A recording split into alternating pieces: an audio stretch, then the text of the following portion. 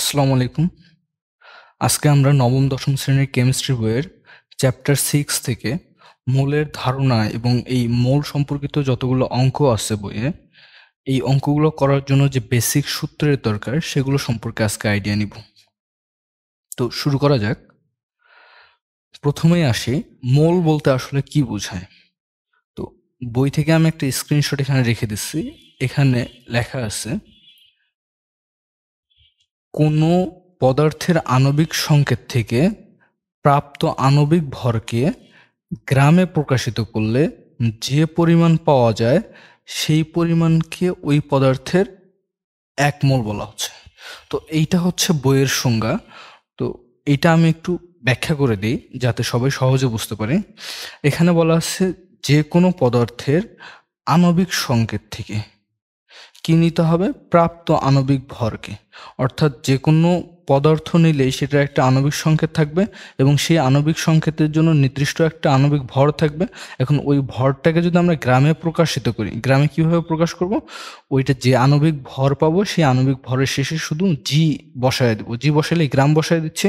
গ্রাম বসাইলে যে পরিমাণ পাবো সেই পরিমাণকে আমরা বলবো ওই পদার্থের 1 মোল।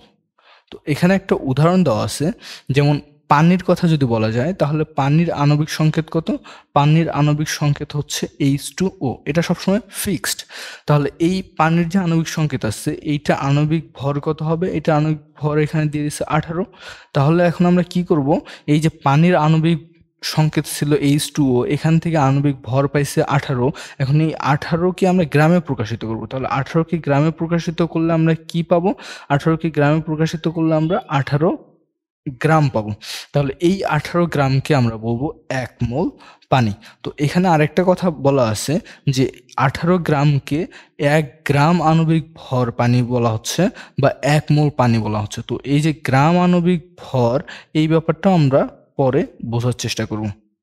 আসলে 1 গ্রাম আণবিক ভর বলতে 1 মোলকেই বোঝায়। তো এখানে এই মোলের যে সংজ্ঞাটা দেওয়া আছে এইটা এখন আমরা আরো বেশ কিছু উদাহরণের মাধ্যমে ক্লিয়ার করার চেষ্টা করব। যেমন আমরা যদি অক্সিজেন গ্যাসের কথা বলি তাহলে অক্সিজেন গ্যাস কিরকম? O2। এটা হচ্ছে অক্সিজেন গ্যাসের অণু। এটা হচ্ছে অক্সিজেন গ্যাসের অণু। তাহলে এইটার ভর কত? এটার ভর আসবে হচ্ছে, এখানে 2টা অক্সিজেন আছে, তাহলে একটা অক্সিজেনের পারমাণবিক ভর কত? একটা অক্সিজেনের পারমাণবিক ভর আমরা জানি হচ্ছে 16। তাহলে 2টা অক্সিজেনের পারমাণবিক ভর কত হবে? 16 গুণন 2 এইটা। অর্থাৎ অক্সিজেন গ্যাসের অণু যে আছে এইটার আণবিক ভর হবে হচ্ছে 32। তাহলে এখন এই অক্সিজেন যে গ্যাসটা আছে এটা আণবিক ভর আমরা কত পাইছি? 32। এখন এই 32কে যদি আমরা গ্রামে প্রকাশ করি, অর্থাৎ এটাকে যদি আমরা 32 গ্রাম লিখি, তাহলে আমরা কি পাবো? তাহলে আমরা 1 মোল অক্সিজেন পাবো। অর্থাৎ 1 মোল অক্সিজেন সমান আমরা কি বলতে পারবো? 32 গ্রাম অক্সিজেন। আশা করি এতটুকু বোঝা গেছে। এখন যদি আমরা অক্সিজেন, এখানে গ্যাস না বলে অক্সিজেন পরমাণু বলি, তাহলে কি হবে? অক্সিজেন পরমাণু। তাহলে অক্সিজেন পরমাণুর ভর কত আসতেছে? একটা অক্সিজেন পরমাণুর ভর হচ্ছে 16। এখন এই 16কে যদি আমরা গ্রামে প্রকাশ করি তাহলে আমরা কি পাবো? 1 মোল অক্সিজেন পরমাণু পাবো। তাহলে 1 মোল অক্সিজেন পরমাণু সমান কত হবে? 16 গ্রাম অক্সিজেন পরমাণু। আশা করি আমরা ব্যাপারটা বুঝতে পারছি। সহজ কথায় 1 মোলের হিসাবটা হবে এইভাবে, আমরা যে অণু নিয়ে চিন্তা করব বা পরমাণু নিয়ে চিন্তা করব বা আয়ন নিয়ে চিন্তা করব অথবা যে যৌগমূলক নিয়ে চিন্তা করব, সেইটা থেকে আমরা যে ভর পাবো সেই ভরটার শেষে যদি আমরা গ্রাম বসিয়ে দিই তাহলে ওই পরিমাণকে আমরা 1 মোল বলবো। আরও যদি কিছু উদাহরণের মাধ্যমে আমরা দেখি, যেমন আমরা যদি হাইড্রোজেন গ্যাসের অণুর কথা চিন্তা করি তাহলে হাইড্রোজেন গ্যাসের অণু হচ্ছে H2। এটা হচ্ছে হাইড্রোজেন গ্যাসের অণু। যদি হাইড্রোজেন পরমাণুর কথা চিন্তা করি তাহলে এটা হচ্ছে শুধু হাইড্রোজেন পরমাণু। এটা হচ্ছে হাইড্রোজেন পরমাণু। তাহলে হাইড্রোজেন অণু যখন চিন্তা করব তখন এই অণুটার ভর কত আসতেছে? ভরটা বের হবে, এখানে 2টা হাইড্রোজেন আছে, তাহলে একটার ভর 1, তাহলে আরেকটার ভর 1, দুটো যোগ করে দিলে আমাদের কত আসতেছে? 2 আসতেছে। অর্থাৎ এখান থেকে আমরা কি পাবো? এখান থেকে আমরা বলবো যে 1 মোল হাইড্রোজেন অণু, এটার সমান আমরা পাবো হচ্ছে 2 গ্রাম হাইড্রোজেন অণু। আর এটা যদি আমরা পরমাণুর ক্ষেত্রে, হাইড্রোজেন পরমাণুর ক্ষেত্রে বলি, তাহলে হাইড্রোজেন পরমাণুর ভর কত? 1। তাহলে এখান থেকে আমরা কি পাবো? এখান থেকে পাবো 1 মোল হাইড্রোজেন পরমাণু। এখানে এটা হাইড্রোজেন পরমাণু হিসেবে ব্যবহার করতেছি, এই জন্য আমরা ভরটাকে 1 হিসেবে পাইছি। আর এখানে যেহেতু অণু হিসেবে ব্যবহার করছি, এই জন্য অণুর ভরটা পাইছি। আশা করি এতটুকু বুঝতেছি। তাহলে এখানে আমরা কি বলবো? 1 মোল হাইড্রোজেন পরমাণু সমান হচ্ছে 1 গ্রাম হাইড্রোজেন পরমাণু। আশা করি এই ব্যাপারটা আমরা একদম ক্লিয়ার হয়েছি যে যে কোনো কিছুর আমাদের 1 মোল বললেই কি করব? ওইটা অণু হলে অণুর ভর বের করব। যেরকম এখানে হাইড্রোজেন অণু বলছিল, এই জন্য হাইড্রোজেন অণুর ভর বের করছি 2 গ্রাম। আর যদি পরমাণু বলে তাহলে পরমাণুর ভর বের করব, বের করে ওইটার সাথে শুধু গ্রাম বসায় দিব বা গ্রামে প্রকাশ করবো, তাহলেই আমরা 1 মোল পেয়ে যাব। এখন যদি আমরা নাইট্রোজেন গ্যাসের কথা বলি, এটা হচ্ছে নাইট্রোজেন গ্যাস। তাহলে নাইট্রোজেন গ্যাসের ক্ষেত্রে কি হবে?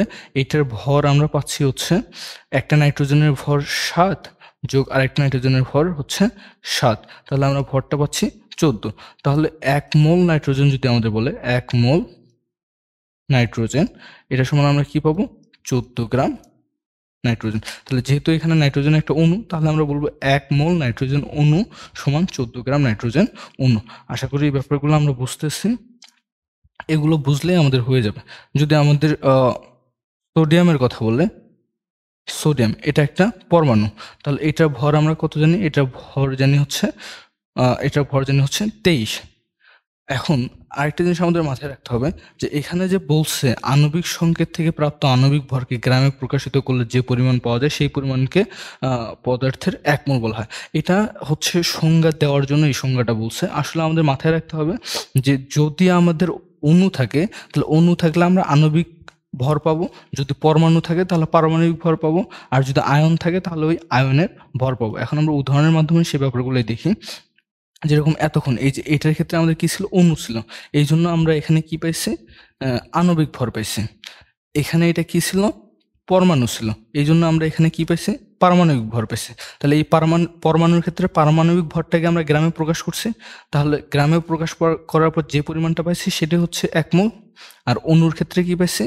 অণুর ক্ষেত্রে এই যে আণবিক ভর যেটা ছিল, এটাকে গ্রামে প্রকাশ করার পর যা পাইছি সেটা হচ্ছে ওটার 1 মোলের সমান। এখন আমরা দেখব যখন পরমাণু আছে, পরমাণুর ক্ষেত্রে কি? পরমাণুর ক্ষেত্রে আমরা তাহলে শুধু পারমাণবিক ভর পাবো। যেমন এখানে আছে সোডিয়াম, সোডিয়ামের পারমাণবিক ভর আমরা কত জানি? 23। তাহলে আমরা কি বলবো? 1 মোল সোডিয়াম পরমাণু। যেহেতু এটা পরমাণু, তাহলে 1 মোল সোডিয়াম পরমাণু সমান কত হবে? 23 গ্রাম সোডিয়াম পরমাণু। এইভাবে যে কোনো অণুর ক্ষেত্রে বা যে কোনো পরমাণুর ক্ষেত্রে আমরা মোলের সাথে ভরের সম্পর্কটা বের করতে পারবো। জাস্ট যে ভরটা থাকবে সেই ভরটার শেষে আমরা গ্রাম বসায় দিলে ওইটা কী হবে? 1 মোলের সমান হয়ে যাবে। এখন যদি কোনো আয়ন হয়, যেমন আমরা যদি এটা বলি NH4+, এটা হচ্ছে অ্যামোনিয়াম, তাহলে অ্যামোনিয়ামের ভর কত আসতেছে? এইটার ভর হচ্ছে, নাইট্রোজেনের ভর হচ্ছে 14। আচ্ছা, আগে মনে হয় একটু ভুল করছিলাম। এখানে নাইট্রোজেনের ভর তো একটার ভরই হচ্ছে 14 আর একটার ভর 14, তাহলে 14 যোগ করে দিলে হবে হচ্ছে 28। তাহলে এখানে আসবে হচ্ছে 28 গ্রাম। 1 মোল নাইট্রোজেন অণু সমান হচ্ছে 28 গ্রাম নাইট্রোজেন অণু। তাহলে এখানে কি আছে? অ্যামোনিয়াম। অ্যামোনিয়ামের মধ্যে নাইট্রোজেন আছে একটা, এই নাইট্রোজেনের ভর হচ্ছে 14। আর এখানে কি হাইড্রোজেন আছে 4টা, তাহলে হাইড্রোজেনের ভরটা যোগ করে দেবো, তাহলে 4 × 1। 1 হচ্ছে হাইড্রোজেনের ভর আর 4 হচ্ছে হাইড্রোজেনের সংখ্যা। তাহলে 4টা হাইড্রোজেন যেহেতু ছিল এই জন্য হাইড্রোজেনের ভরকে 4 দ্বারা গুণ করে দিচ্ছি। তাহলে এখানে আমরা কি পাবো? পাবো হচ্ছে 14 যোগ 4, আলটিমেটলি আমরা পাচ্ছি হচ্ছে 18। অর্থাৎ অ্যামোনিয়াম যে আছে, এই অ্যামোনিয়ামের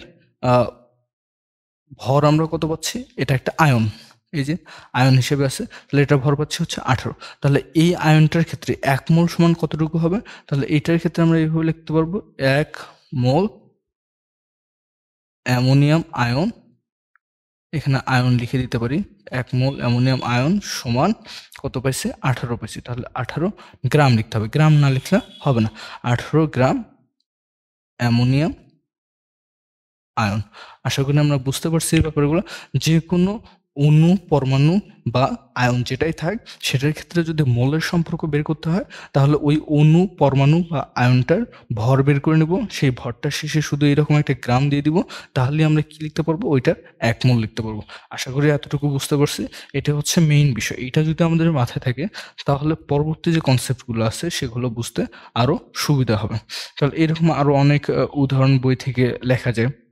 যেরকম বইয়ে একটা আছে হচ্ছে ক্লোরিনের ক্ষেত্রে, Cl2, ক্লোরিন গ্যাস। তাহলে এই ক্লোরিন গ্যাস এটা একটা অণু, এটা একটা অণু। যেহেতু 2টা ক্লোরিন আছে, তাহলে এখানে ভর কত? এটার ভর হচ্ছে একটার ভর 35.5। তাহলে যেহেতু 2টা আছে, তাহলে এখানে 2 দ্বারা গুণ করে দিলে আমরা কত পাবো? তাহলে এখানে হচ্ছে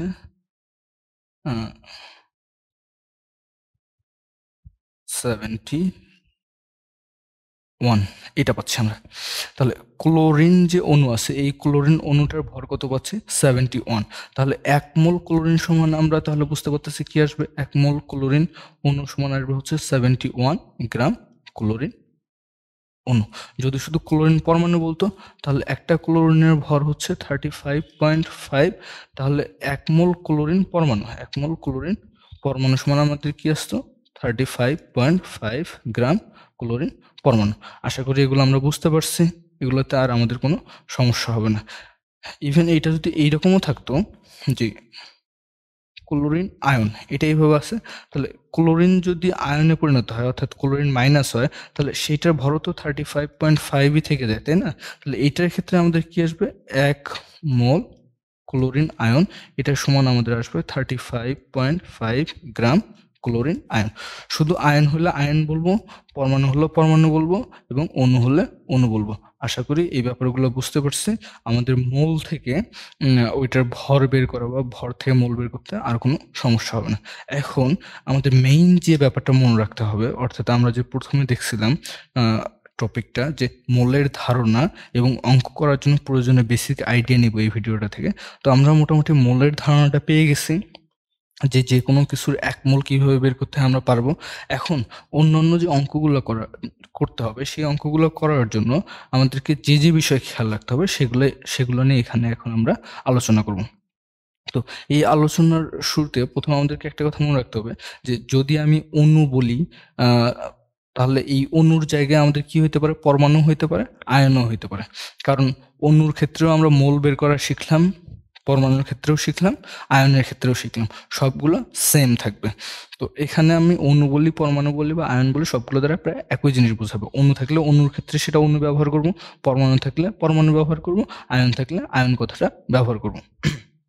তো এখন আমাদের আরো যে বিষয়গুলো মাথায় রাখতে হবে, সেটা হচ্ছে যে কোনো কিছুর 1 মোল,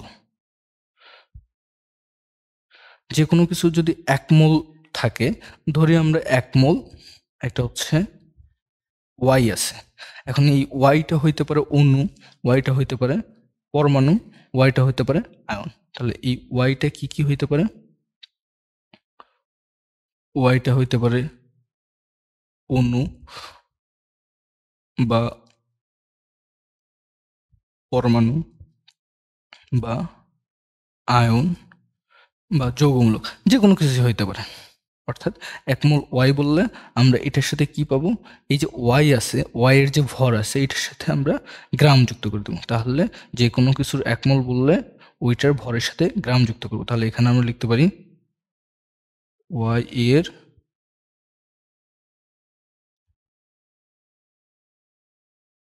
আণবিক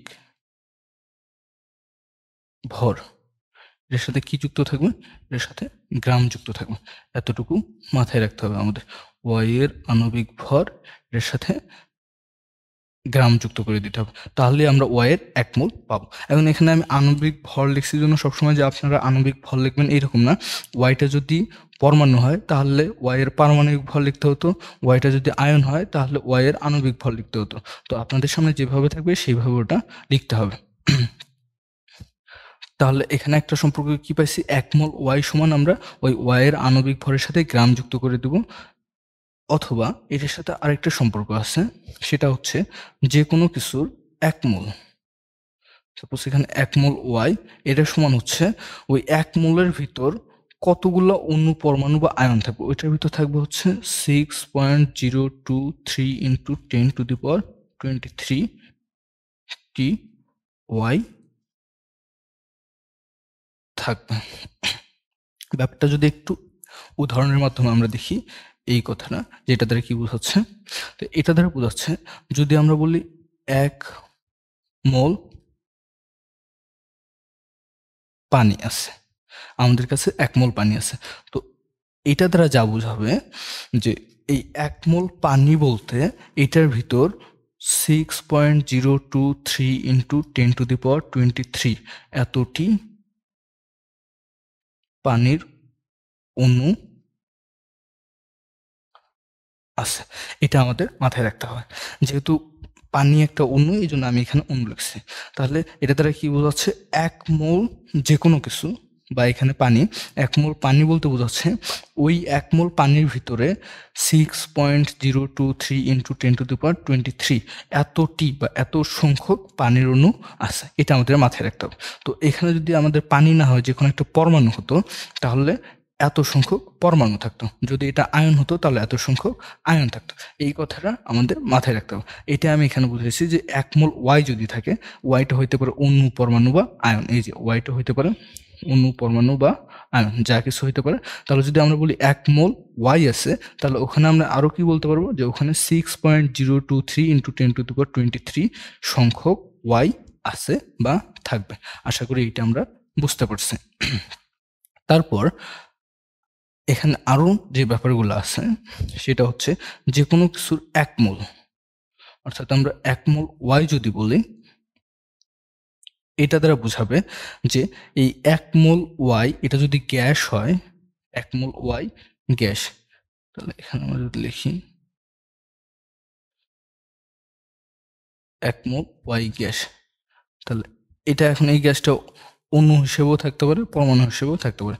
যে কোনো গ্যাস যদি হয় তাহলে এইটার আয়তন হবে 22.4 লিটার, এত লিটার ওয়াই গ্যাস। এখন এখানে শর্ত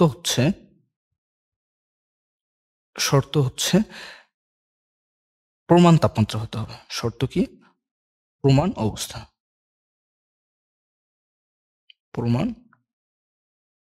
হতে হবে। এখন প্রমাণ অবস্থা বলতে কি বোঝায়, প্রমাণ অবস্থা বলতে বোঝায় ওখানে তাপমাত্রা অর্থাৎ টেম্পারেচার হবে 0°C বা 273 কেলভিন। 0°C বলতো যা বোঝায় 273 কেলভিন বলতো তাই বোঝায় এটা। অথবা প্রেসার হতে হবে হচ্ছে, অথবা না, প্রেসারকে হতে হবে 1 অ্যাটমসফিয়ার, এটা। তাহলে প্রমাণ অবস্থা বলতে কি বোঝায়, প্রমাণ অবস্থা বলতে বোঝায় তাপমাত্রা থাকবে 0°C এবং চাপ থাকবে 1 অ্যাটমসফিয়ার। এই শর্তটা যদি থাকে তাহলে এটাকে আমরা বলবো প্রমাণ অবস্থা। অথবা এটাকে বলা হয় হচ্ছে এসটিপি। এটাকে কি বলা হয়, STP, standard temperature and pressure. STP বলতে বোঝায় এস তে স্ট্যান্ডার্ড, টিতে টেম্পারেচার, পিতে প্রেশার। তাহলে এসটিপি অবস্থা বলাও যে কথা, প্রমাণ অবস্থা বলাও একই কথা, তাপমাত্রা 0°C এবং চাপ 1 অ্যাটমসফিয়ার বলাও একই কথা। এই শর্তগুলো যদি থাকে, অর্থাৎ কোথাও যদি এসটিপি বলা থাকে বা প্রমাণ অবস্থা বলা থাকে, অথবা এই যে 1 অ্যাটমসফিয়ার চাপ এবং 0°C তাপমাত্রা বলা থাকে, তাহলে আমরা কি বুঝবো, ওই জায়গাটাতে 1 মোল গ্যাস, ওই জায়গাটাতে 1 মোল গ্যাসের আয়তন সর্বদা কত হবে, 22.4 লিটার হবে। আশা করি এতটুকু আমরা বুঝতে পারছি। অর্থাৎ আমাদের যদি এরকম বলে যে 1 মোল হাইড্রোজেন গ্যাস এসটিপিতে, কিসে, এসটিপিতে আমাদের কি হবে, 1 মোল হাইড্রোজেন গ্যাস। এখানে কিন্তু আমরা পরমাণু হিসেবে নিচ্ছি। তাহলে 1 মোল হাইড্রোজেন গ্যাস সমান আমাদের কি হবে, আয়তন যদি লিখি তাহলে আমরা পাবো 22.4 লিটার হাইড্রোজেন গ্যাস। এটা পাবো আমরা, কারণ এটা শর্ত অনুযায়ী, কারণ শর্তের ভিতর 1 মোল যে কোনো গ্যাস হলেই ওটার আয়তন কত হবে, 22.4 লিটার হবে। অথবা যদি আমরা এইভাবে বলি যে 1 মোল হাইড্রোজেন অণু যে আছে, এই অণুটাকে যদি আমরা গ্যাস হিসেবে চিন্তা করি, তাহলে 1 মোল হাইড্রোজেন অণুর যে গ্যাস আছে এইটা সমান কত আমাদের হবে, 22.4 লিটার হাইড্রোজেন অণুর গ্যাস। কারণ উপরেরটাতে আমরা পরমাণু হিসেবে বলছি, আর এই পরমাণুর ক্ষেত্রে 1 মোল নিছি, আর এখানে অণুর ক্ষেত্রে 1 মোল নিছি। দুইটার ক্ষেত্রেই তো আমরা 1 মোল নিছি, তাই না? দুইটার ক্ষেত্রে 1 মোল নিছি। তো 1 মোলের জন্য সর্বদা আমাদের আয়তনটা কত হবে, 22.4 লিটার হবে। আশা করি আমরা এই ব্যাপারটা বুঝতে পারছি। তো এখানে আমরা তাহলে 3টা ব্যাপার দেখলাম। একটা মোলের সাথে ভরের সম্পর্ক, অর্থাৎ আণবিক ভর, পারমাণবিক ভর বা আয়নিক যে ভর আছে সেটার সম্পর্ক দেখলাম। মোলের সাথে সংখ্যার যে সম্পর্ক আছে, এই যে 6.023 × 10⁻23, এই সংখ্যার সম্পর্ক দেখলাম।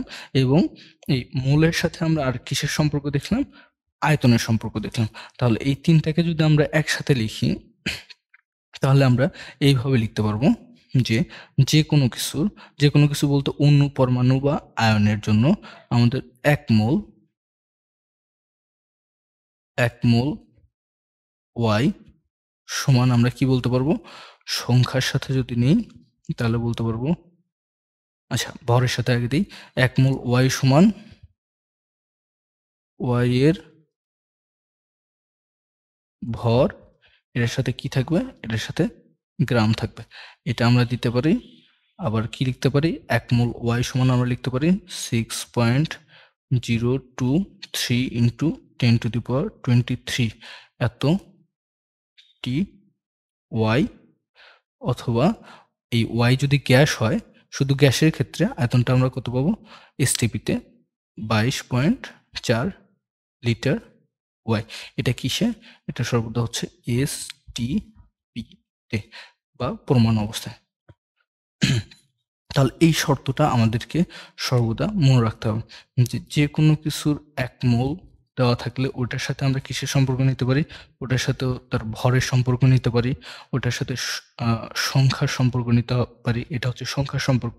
অথবা ওটার সাথে কিসের সম্পর্ক নিতে পারি, আয়তনের সম্পর্ক নিতে পারি। এটা হচ্ছে ভরের সম্পর্ক, এটা সংখ্যার সম্পর্ক, এটা আয়তনের সম্পর্ক। তো এই পর্যন্ত যদি আমরা বুঝে থাকি, তাহলে আমাদের এই মোল সম্পর্কিত অঙ্ক করার জন্য যতগুলোর বেসিক আছে সবগুলো আমাদের কমপ্লিট। এখন আমি যদি 2-1টা এক্সাম্পল দ্বারা এই সূত্রটাকে বুঝাই দিই যে আসলে এটা আমরা কিভাবে অ্যাপ্লাই করব। তাহলে এখানে আমরা বলতে পারি যে আমাদের সাপোজ বললো যে এক্সাম্পল হিসেবে যদি ধরি, একটি পানির অণুর ভর কত, এটা বলতে পারে। অথবা বলতে পারে একটি পানির অণুর আয়তন কত, এটা বলতে পারে। অথবা বলতে পারে যে একটি পানির অণু সমান কত মোল, যা কিছু বলতে পারে। তো আমাদের যা খেয়াল করতে হবে সেটা কি দেওয়া আছে এবং কি বের করতে বলছে। তো এখানে টি দেওয়া আছে, মানে সংখ্যা দেওয়া আছে। এই যে পানির কি দেওয়া আছে, একটি পানির অণু বলছে, তার মানে পানির অণুর সংখ্যা দেওয়া আছে, এবং বের করতে বলছে কি, ভর বের করতে বলছে। যদি আমাদের কোশ্চেনটা এরকম হতো যে একটি পানির অণুর আয়তন কত, তাহলে এখানে আমাদের কি দেওয়া ছিল, এখানেও টি মানে সংখ্যা দেওয়া ছিল, বের করতে বলছে কি, আয়তন বের করতে বলছে। তো কোশ্চেন পড়ে আমাদের এই দুইটা জিনিস, যে কি দেওয়া আছে এবং কি বের করতে বলছে, এইটা আইডেন্টিফাই করতে হবে। এখন এতটুকু কমন সেন্স দিয়ে আইডেন্টিফাই করা শিখতেই হবে। তাহলে এখানে আমরা যদি দুইটি সলভ করি, প্রথমটাতে এটাতে যা বলছে যে একটি পানির অণুর ভর কত, তার মানে সংখ্যা দেওয়া আছে, ভর বের করতে বলছে। তাহলে এই পানির অণুর কথাটা যখন আসবে তখন আমাদের মাথায় যে জিনিসগুলো কাজ করবে সেটা এই পানির অণুর জন্য আমাদের এইটা মাথার ভিতর কাজ করাইতে হবে যে 1 মোল পানি সমান পানির প্রথমে ভর, তাই না? তাহলে পানির ভর হচ্ছে 18 গ্রাম। 18 গ্রাম পানি সমান কি? এই যে 6.023 ইন্টু 10⁻23 এতটি পানির অণু সমান কি? 22.4 লিটার পানি। এইটুকু আমাদের মাথায় চিন্তা করাইতে হবে। তো এইটা যদি আমরা মাথায় চিন্তা করাইতে পারি, কিভাবে চিন্তা করাবো? এই যে এখানে আমি লিখিয়ে দিছি, যে কোনো কিছুর ক্ষেত্রে এই জিনিসটা আমাদের মাথায় রাখতে হবে। জাস্ট যে অণু বা যে পরমাণু বলবা সেটার জন্য ভরটা আলাদা হবে, কিন্তু এই সংখ্যা আর আয়তন সবসময় এই শর্তগুলোতে একই থাকবে। তাহলে এখানে আমরা কি করতে পারবো এখন? এখানে তাহলে একটি পানির অণুর ভর বের করতে বলছে, সেটার জন্য আমরা প্রথমে আগে 1 মোলের যে সম্পর্কটা আছে সেটা মাথার ভিতর সাজায় নেব, অথবা কোনো রাফ খাতায় করে লিখে নেব। লিখে নেওয়ার পর আমরা দেখব যে দেওয়া আছে কি, বের করতে বলছে কি। তো এখানে আমরা দেখতেছি দেওয়া আছে হচ্ছে টি, মানে এই যে এই সম্পর্ক এটা দেওয়া আছে, সংখ্যাটা দেওয়া আছে, এবং বের করতে বলছে হচ্ছে ভর, এই যে এইটা বের করতে বলছে। তো এখানে আমাদের যে কাজটা করতে হবে, যেটা দেওয়া আছে সেইটা হচ্ছে বাম পাশে লিখতে হবে, এবং যেটা বের করতে হবে সেটা সবসময় ডান পাশে লিখতে হবে। তো এখানে আমরা কি করব, এই আদর্শ এই লাইনটাকে আমরা আদর্শ লাইন হিসেবে বলবো, বা আমি এটাকে আদর্শ লাইন হিসেবে বলি।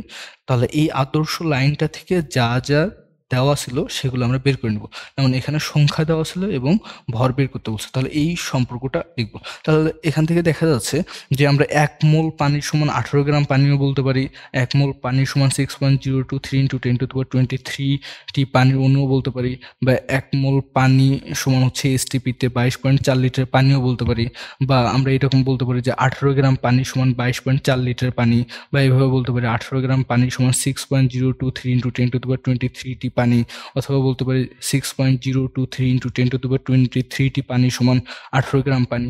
কারণ এগুলো তো সবগুলো সমান দেওয়া আছে, যে কোনোটা সমান যে কোনোটা বলতে পারি। তো আমাদের এখানে কাজে লাগবে হচ্ছে এই যে টি সংখ্যার সাথে ভরের সম্পর্কটা কাজে লাগবে, তাহলে আমরা ওইটাই লিখবো। তাহলে টি যেহেতু দেওয়া আছে, সংখ্যাটা দেওয়া আছে, সংখ্যাটা বাম পাশে লিখবো। তাহলে অঙ্ক করার সময় আমরা এইভাবে অঙ্কটা করব। এই যে এখান থেকে অঙ্কটা যেভাবে করব সেটা লিখতেছি যে 6.023 ইন্টু 10⁻23 এতটি পানির অণুর ভর কত গ্রাম? 18 গ্রাম। একটু সুন্দর করে লিখলাম যে এতটি পানির অণুর ভর 18 গ্রাম। তাহলে এখন আমাদের কয়টা বের করতে বলছে? একটি। অতএব একটি পানির অণুর ভর কম হবে, তাহলে উপরে থাকবে হচ্ছে 18, নিচে আসবে হচ্ছে 6.023 ইন্টু 10⁻23 এটা আসবে। তাহলে এইটা যে সংখ্যাটা আসবে সেটাই আমাদের অ্যান্সার। আশা করি এতটুকু ক্যালকুলেশন করতে পারবো, করে যেটা বের হবে সেটাই হচ্ছে অ্যান্সার। এখন এখানে যদি আমাদের বলতো যে 500টি পানির অণুর ভর কত, তাহলে এইভাবে লিখতাম যে 6.023 ইন্টু 10⁻23 টি পানির অণুর ভর এত, একটার এত, তাহলে 500টার কি হবে? বেশি হয়ে যাবে, উপরে 500 গুণ হয়ে যাবে। ঐকিক নিয়ম, আর কিচ্ছু না।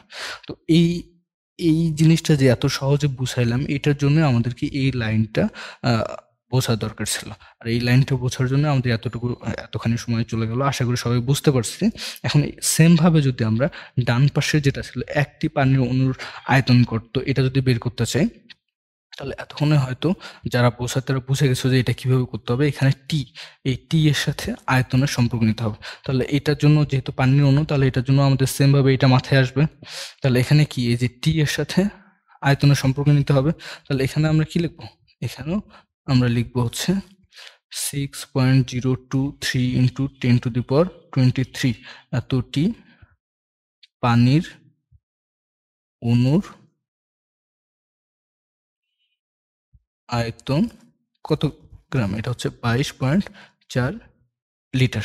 এটা এটা অবশ্যই এসটিপিতে, এখানে নির্দিষ্ট শর্ত দেওয়া থাকবে যে এসটিপিতে একটি পানির অণুর আয়তন কত, এটা বের করতে বলবো। তাহলে আমরা লিখবো যে এসটিপিতে 6.023 ইন্টু 10⁻23 টি পানির অণুর আয়তন হচ্ছে 22.4 লিটার। অতএব একটি পানির অণুর আয়তন আমরা বের করবো। তাহলে উপরে হবে 22.4, নিচে আসবে হচ্ছে 6.023 ইন্টু 10⁻23। এটা ক্যালকুলেশন করলে যা আসবে সেটাই আমাদের অ্যান্সার।